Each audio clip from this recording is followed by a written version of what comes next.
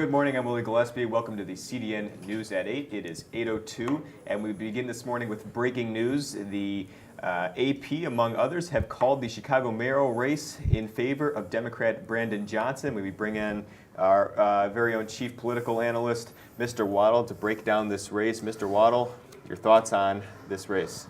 I think it was a little bit of a surprise based on the polling leading up to the race, but ultimately young voters turned out for Brandon Johnson. Black and Hispanic voters turned out in surprisingly large numbers. For a special election, getting voter turnout above 33% is actually pretty impressive, and those voters chose Johnson over Paul Vallis, so it's a progressive choice for Chicago. So you think those demographics were able to kind of make up for those deficits that we saw earlier in the polling? And we've been looking at polling the past few months, and Johnson was slowly kind of coming back a little, but it's always been in favor of Vallis. Yeah, I think ultimately it was the turnout and the demographics of who turned out that ultimately swayed the election. Bernie Sanders was in town on Thursday campaigning for Johnson, encouraging voter turnout, and maybe that was enough to put him over the hump. It seems to be that way. Pretty much every news agency has called this race. It is close, and I think the margin is over 11,000, 13,000 votes by now. And we move on now to the Wisconsin Supreme Court race, another big one. Democrats have won the Supreme Court for the first time in 15 years, taking majority there. Janet Protowitz won that race, 55% of that vote, according to NBC. Thoughts on that race? Yeah, that's a huge race, and while technically nonpartisan, so not Democrat or Republican, but now liberals have a 4-3 majority on the Wisconsin Supreme Court, which is going to be big for abortion rights, which their court has a big case coming up later this year. More importantly, I think for gerrymandering in Wisconsin and making sort of the electoral map more fair, less biased, I think that's going to be a sort of huge move in Wisconsin. All right, and we move on finally to the former president being arraigned yesterday in New York. If you've looked at the indictment, what are your thoughts on all of that? Yeah, I think the first thing I would do is encourage people to read the statement of facts that the New York District Attorney released to make sure that they're familiar with the facts before they make judgments. But 34 felony counts of falsifying documents, business records, pretty serious charges. 34 felonies is a big deal. Obviously, the DA in New York feels like he has the evidence to go forward with trial. That won't happen for probably a year or so, but it's a historic moment that a former president has been indicted and now booked, arrested, booked, fingerprinted, all that. So we'll see where that goes from here. So what kind of impact could that have on a potential 2024 run for former president? I think, he's not going to back down. If he gets convicted and faces probably, experts say 1 to 4 years in prison if he is convicted, that's going to put a damper on his chances, but he's not giving up anytime soon. So. Mr. Waddle, we appreciate your input. It's been a big day in politics. We're going to continue to cover all the latest. I think we're going over to sports now. Liam's got the latest. Good morning, Willie. Thank you, Mr. Waddle.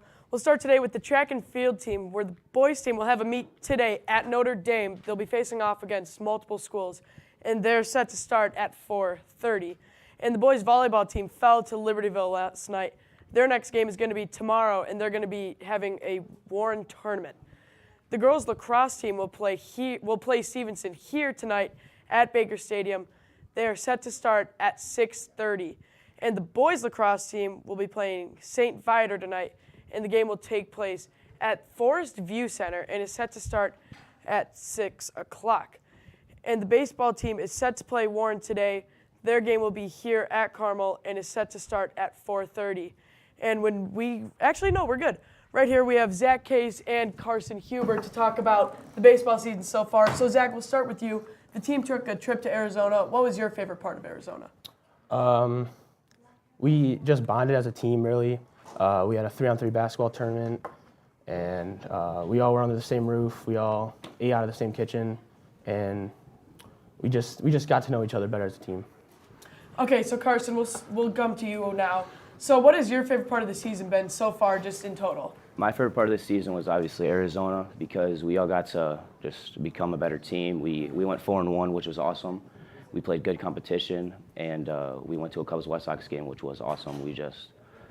Overall as a team, we all got to know each other and become a better team. So Zach, in which way do you think the team has grown the most since you guys have started practicing in the winter? Yeah, so the first practice, we were all like, didn't really know each other, you know.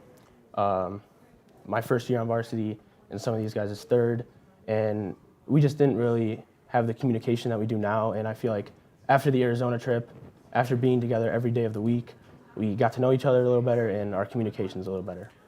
Nice. So Carson, how does the team, like, I don't want to say vibe, but vibe after a win that you guys get? If we are home, we usually can go to our clubhouse, which is under the bleachers, and we have fun in there and we chill out. And if we're away, usually the energy's high on the bus, and we have fun, and it's awesome. Thank you guys for coming on. We have a Portillo's ad, and then we'll be back with Jackie Kaglar with current events. Do you love free food and getting paid daily? Then Portillo's is the place for you. We work around you with flexible scheduling so you have time to get your schoolwork done and get paid. It's a big deal.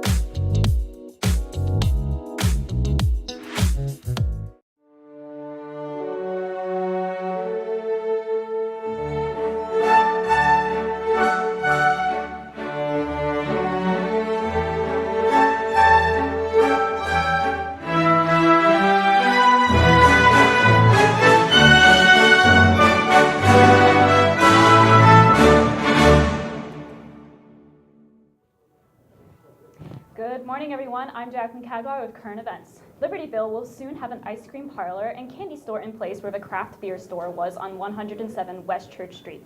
The owners, Brian and Elizabeth Smith, are newcomers to town and decided to open the ice cream/candy store when the storefront became available to rent. The store will open this summer in June. The store will feature an old-timey ice cream parlor in front and a candy store in back. I look forward to seeing you all there. Moving to national news, states will soon begin or are beginning to remove people from Medicaid because a COVID relief package passed in 2020 is ending. The relief package allowed millions more people to be covered by Medicaid.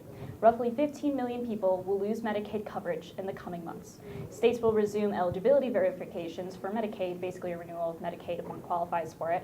And Illinois will mail out renewal forms 1 month before they are due. If you have any questions about how this rollback will affect you, go to the official Illinois Medicaid website. Looking up into space, NASA recently revealed the 4-person team of astronauts who will fly towards the moon in an upcoming Artemis 2 mission in November of 2024. This team includes Reed Wiseman, Victor Glover, Christina Koch, and Jeremy Hansen, who is the only Canadian on the mission. The Artemis 2 mission plans to send astronauts to the moon to explore the cold regions near the moon's south pole where water can be found. To be clear, the astronauts will not be walking on the moon. They will be taking part in a 10-day mission flying around the moon. This mission is part of a larger plan to send astronauts to Mars. That's all for current events today. I'm Jacqueline Kaglar. Up next, we have a video about the New York trip.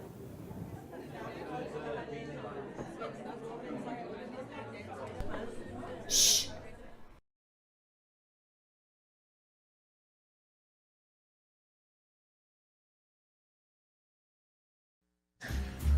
Good morning, Carmel Catholic. Today, let's review the latest Marvel movie, Ant-Man and the Wasp: Quantumania.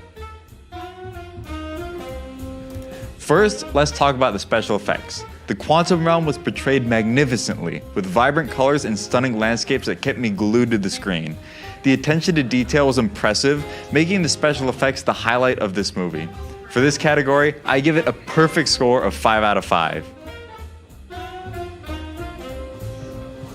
Unfortunately, the acting in this movie wasn't as impressive as the special effects. Compared to other films in the series, the characters in Ant-Man and the Wasp: Quantumania were uninteresting, dull, and at times even irritating. Ant-Man's character went from being an entertaining and witty character to a flat and uninspiring one. I have to give this category a low score of 1 out of 5. Now, let's move on to the story. While it had potential, the execution was a letdown. I found myself struggling to follow the plot and disliking most of it. It was far from what it could have been, and for this category, I have to give it a score of 1 out of 5. In summary, the special effects were amazing, but the acting and story were subpar. Overall, I rate this movie a 7 out of 15. I recommend watching it only if you are a die-hard Marvel fan. That's it for today. If you have any movies that you want me to review, email it to me at filmfocus@carmelhs.org. See you next time, Carmel.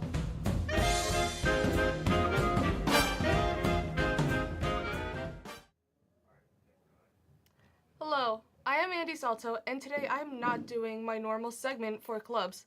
I will have my weekly club interview tomorrow, but today, I will be using this wheel to decide who to have on tomorrow. So Jack, spin the wheel.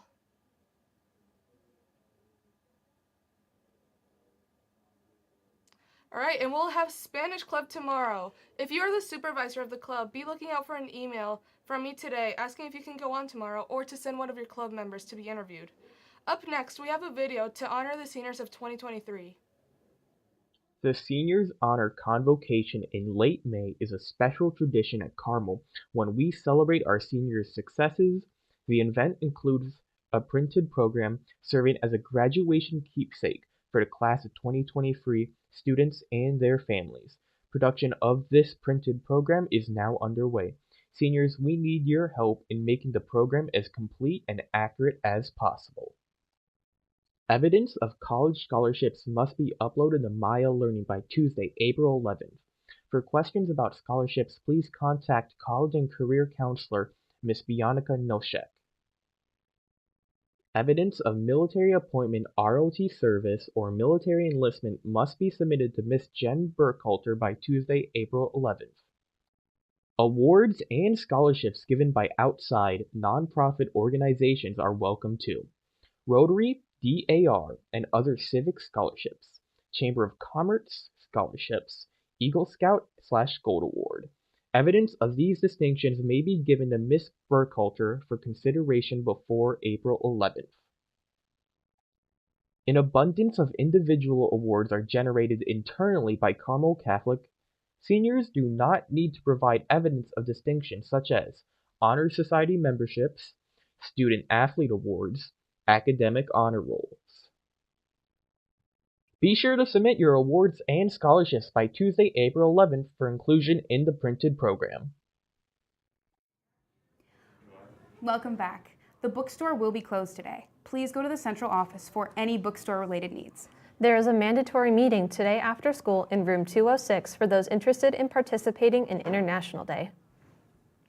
Make sure to sign up for upcoming Feed My Starving Children trips. It's a great way to earn service hours, spend time with your friends, and do good for the world. The deadline is April 26th. See your email for the Google form. And a message from Mr. Paisley this morning. The intramural basketball tournament scheduled for today has been canceled. There were not enough teams that signed up. Mr. Paisley encourages teams to sign up, as the more teams, the better. That's all we have for today. I'm Hannah Livingston. And I'm Charlotte Myers. Have a wondrous Wednesday, Carmel.